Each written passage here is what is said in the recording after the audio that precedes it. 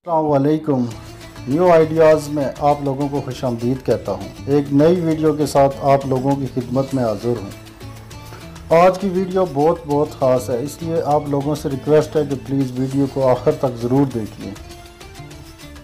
आज की वीडियो का मौजू है कि जब हम अल्लाह की राह में खर्च करते हैं तो अल्लाह पाक हमें कैसे नवाजता है।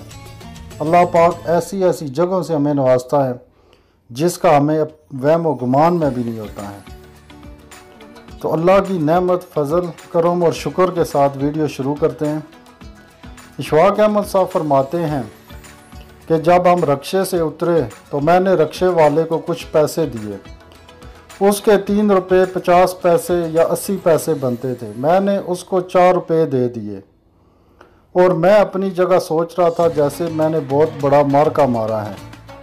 बाबा जी ने पूछा, बेटा पैसे दे दिए? मैंने कहा दे दिए। कहने लगे कितने दिए? मैंने कहा 4 रुपये। तो कहने लगे क्यों?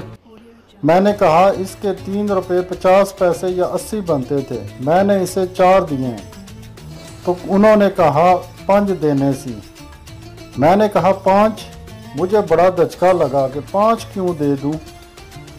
मैंने कहा क्यों? कहने लगे तुसी भी तां दिते विचू देना सी, तुसी केड़ा पल्लियों देने सी। यानी आपने कौन से अपने पास से देने थे, आपने भी तो अल्लाह के दिए हुए से देने थे। फिर इस जवाब ने मुझे हिला दिया।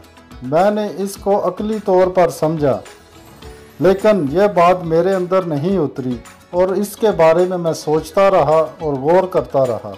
वीडियो में आगे बढ़ने से पहले आप लोगों से रिक्वेस्ट है कि प्लीज़ चैनल को सब्सक्राइब कर दें और बेल में ऑल के ऑप्शन को सिलेक्ट कर लें ताकि मज़ीद इस तरह की वीडियो आप लोगों तक पहुंचती रहें।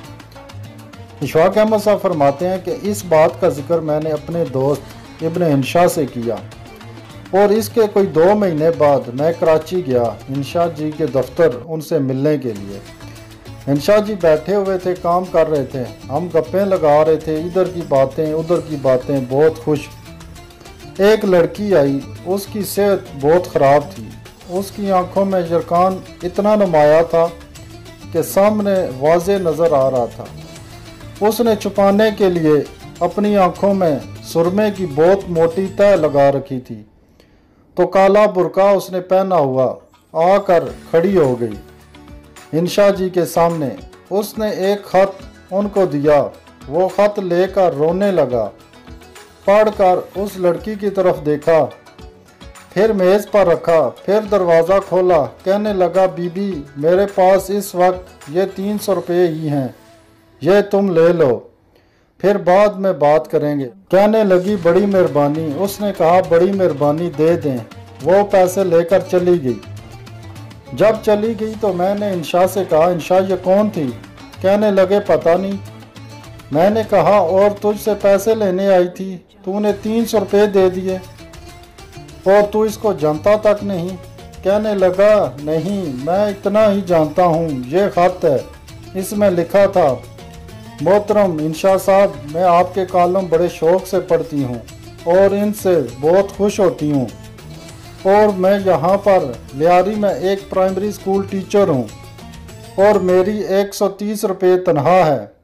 मैं और मेरा बाबा एक किराए के मकान में रहते हैं जिसका किराया 160 रुपये हो गया है और हम वो अदा नहीं कर सकते और आज वो बंदा सामान उठा के बाहर फेंक रहा है।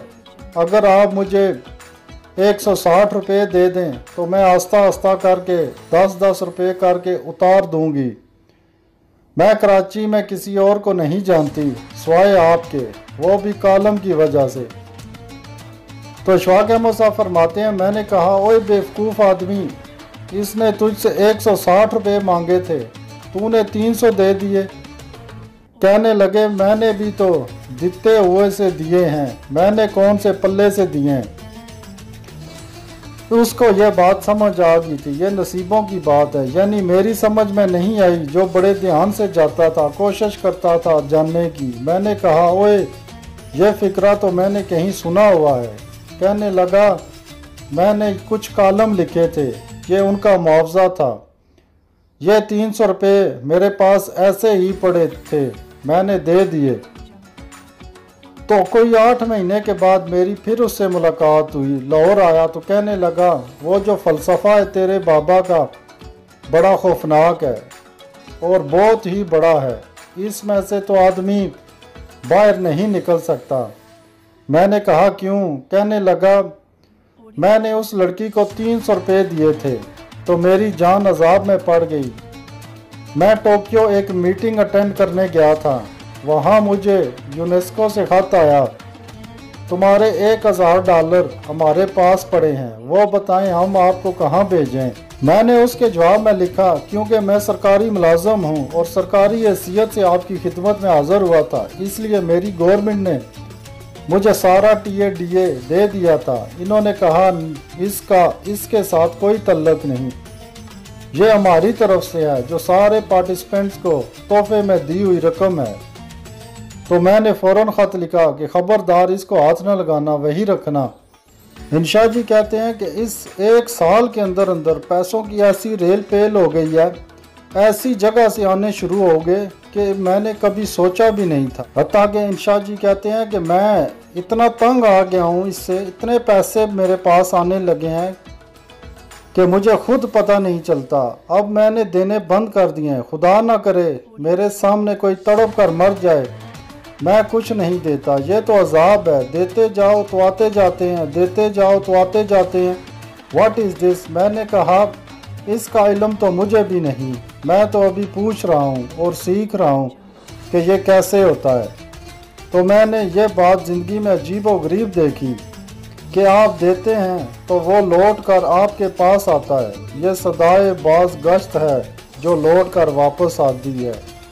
आदमी सोचता है ये 70 रुपये हैं, इसमें से मैंने अगर 30 रुपये दे दिए तो मैंने ये फ़लाँ काम के लिए रखे हुए थे, अगर ख़र्च हो गए तो मैं क्या करूँगा, कहाँ से आएंगे। हालांकि ये बात इस तरह नहीं है। अल्लाह मियाँ का निज़ाम बड़ा अजीब व गरीब है। वो ये जो कुछ आप देते रहते हैं वो कुछ आपका जमा रहता और अल्लाह ताला आपको इसके बदले में 70 गुना ज़्यादा देता है। फिर इशफाक अहमद साहब फरमाते हैं कि मुझे याद आ गया हज़रत मुजद्दिद अल-फ़सानी, वो बहुत सख्त असूली बुज़ुर्ग थे, लेकिन एक बात मैं उनकी कभी नहीं भूलता। उन्होंने फरमाया, जो शख्स तुझसे मांगता है उसको दे। क्या ये तेरी अना के लिए कम है कि किसी ने अपना दस्ते सवाल तेरे आगे दराज किया? बड़े आदमी की क्या बात। इस सिलसिले में एक हदीस भी है। फिर फरमाते हैं, और अजीब व गरीब इन्होंने ये बात की है कि जो हकदार है उसको भी दे और जो नाहक का मांगने वाला है उसको भी दे, ताकि तुझे जो नाहक मिल रहा है कहीं वो मिलना बंद ना हो जाए। देखे ना हमको क्या नाहक मिल रहा है, इसकी सारी मेहरबानियां हैं, करम है, और हमें इसका शऊर नहीं कि हमें कहाँ कहाँ नाहक मिल रहा है। कभी आप आराम से बैठकर अपनी ज़िंदगी को, अपने काम को, अपने आप को बैलेंसिंग शीट बनाने की कोशिश करें तो आपको पता चलेगा 80-90% तो ऐसे ही आ रहा है। ये मेरा इस्तेकाक नहीं बनता। लोग ऐसे ही रोते हैं कि ये मेरा हक और मैं अपने हक की खातिर जंग लड़ूंगा और मरूंगा, ये कर दूंगा, वो कर दूंगा। ऐसा कभी नहीं होता। बाज़ औक़ात ऐसी जगह से आ जाता है जहां आदमी तसव्वुर नहीं कर सकता, बल्कि बेशतर ऐसा होता है और आता चला जाता है। लेकिन आदमी घबराता है कि अगर मैं कुछ दे दूंगा और दिखते हुए से दूंगा कमी हो जाएगी, लेकिन हकीकत में होती नहीं। वो हमारे जैसे पढ़े लिखे लोग, सियाने, इस किस्म की बातें सोचते हैं। यह थी हमारी आज की वीडियो। उम्मीद करता हूँ कि आप लोगों को पसंद आई होगी। तो जितना हो सके अल्लाह की मखलूक की मदद करें। जितनी हम अल्लाह की मखलूक की मदद करेंगे, अल्लाह पाक उससे 70 गुना, 70 से भी कई गुना ज़्यादा अल्लाह पाक हमें नवाजता है और नवाज रहा है। लेकिन हमने कभी गौर नहीं किया कि ये जो कुछ हमें मिल रहा है ये कहाँ से आ रहा है। अल्लाह पाक आपको आसानियाँ दे और आसानियाँ तकसीम करने का शर्फ दे। आमीन। अल्लाह हाफ़िज़।